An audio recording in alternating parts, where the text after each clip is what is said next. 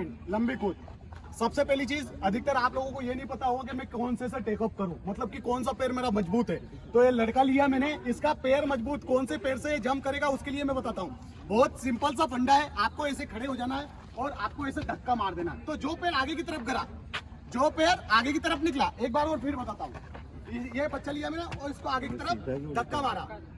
जो बंदा धक्का मार रहा है और जो आगे की तरफ जा रहा है, इसका जो पैर आगे की तरफ जा रहा है ना, वो सबसे ज्यादा एक्टिव है, मतलब वो ज्यादा मजबूत है। तो आपको जंप किससे मारना है?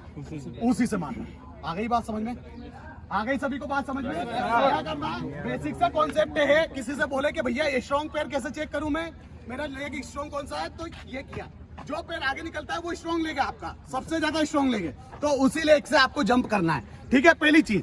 अब दूसरी बात क्या? दूसरी बात है कि आपको 3 स्टेप ही करना है अभी, 1 2 और 3। अब 3 स्टेप में ऐसा करो अपना कि ये और तीसरे में कौन से जाए आपका जंप, जो स्ट्रॉन्ग है उससे। ठीक है, बस इतना सा करना है और कुछ भी नहीं करना है।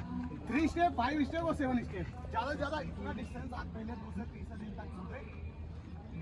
इन जगहों तक आप कूदेंगे तो आपको ऑटोमेटिकली पता चल जाएगा। एक और चीज, दूसरी बात, आपकी जो 13 फीट जंप है ना, वो 3 स्टेप से भी कवर हो जाती है। कैसे हो जाती है? मान लो 3 स्टेप है, यहाँ गया, हमें 2 चीज का ध्यान रखना है, एक तो हाइट का, एक साइकिलिंग का, कि आपके हाथ और हैंड का मूवमेंट और बॉडी का उछाल सही हो।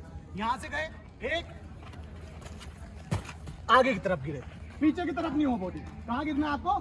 आगे की तरफ। ये इतने से नहीं इतना हो रहा है, आप पहले ही दिन पूरा स्पीड में ना जाए, वरना इंजरी